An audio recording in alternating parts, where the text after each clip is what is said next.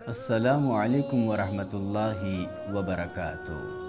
سیدہ خدیجۃ الکبریٰ رضی اللہ تعالی عنہا ام المؤمنین آپ علیہ السلام کی اہلیہ محترمہ تھیں، اور یہ خاتون اول نہایت زیرک، سمجھدار اور معاملہ فہم خاتون تھیں۔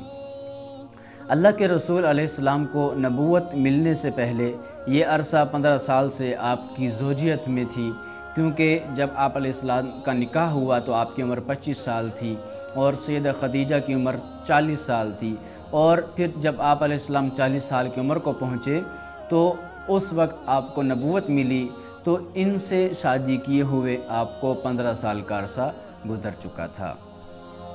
جب شادی ہوئی تو آپ علیہ السلام کی عمر 25 سال تھی، اور یہ عظیم خاتون آپ کے ہر دکھ سکھ کی ساتھی تھی، آپ کا ساتھ دیا کرتی تھی، اور وہ اپنے شوہر نامدار کی خلوت اور جلوت کے لمحات کو اچھی طرح جانتی تھی، سمجھتی تھی۔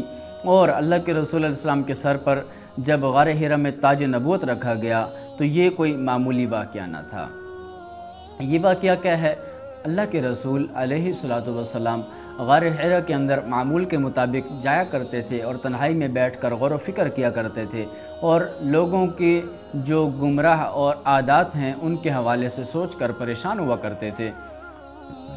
تو حسب معمول آپ علیہ السلام غار حرا میں موجود تھے کہ اچانک جبرائیل تشریف لائے، اور جبرائیل علیہ السلام نے آنے کے بعد آپ علیہ السلام سے مخاطب ہو کر فرمایا، اقرأ، آپ پڑھیے۔ آپ علیہ السلام نے فرمایا، ما انا بقاری، میں پڑھ نہیں سکتا۔ انہوں نے پھر فرمایا، آپ پڑھیے۔ آپ نے پھر وہی جواب دیا، میں پڑھ نہیں سکتا۔ نبی علیہ السلام کو چونکہ پڑھنا نہیں آتا تھا تو آپ نے یہ جواب دے دیا۔ انہوں نے تیسری بار یہی فرمایا، آپ نے وہی جواب دیا، اور اس کے بعد انہوں نے آپ علیہ السلام کو پکڑ کر دبایا اور اچھی طرح جھینپا، اور اس کے بعد فرمانے لگے، اقرأ بسم ربک الذی خلق، خلق الانسان من علق، اقرأ وربک الاکرم، اور یہ کچھ آیتیں انہوں نے پڑھی، اور اس کے بعد وہ چلے گئے۔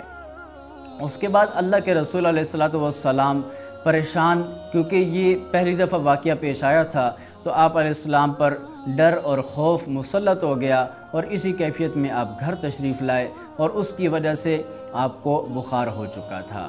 اور جب اللہ کے رسول علیہ السلام اس کیفیت میں تشریف لائے تو سیدہ خدیجہ سے فرمانے لگے، زملونی زملونی دثرونی دثرونی، مجھ پہ چادر اوڑھو، مجھے چادر اوڑھاؤ، اور مجھ پہ چادر ڈالو، مجھے اپنی جان کا خطرہ ہے۔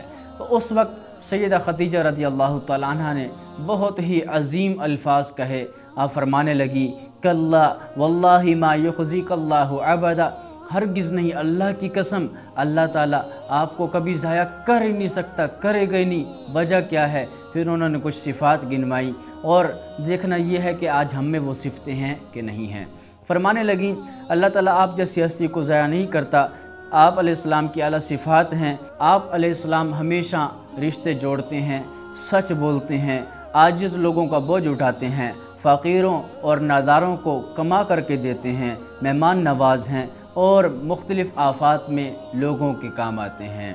تو آپ علیہ السلام کی یہ صفات انہوں نے گنوائیں، تو معلوم ہوا اللہ کے رسول علیہ السلام کی انہی عظیم صفات کی بدولت آپ کو اللہ نے بڑے بڑے مرتبے دیے، اور اگر آج ہمارے اندر بھی یہ صفات آ جائیں گی تو اللہ تعالی ہمیں بھی بہت بڑے بڑے مرتبوں سے نوازے گا۔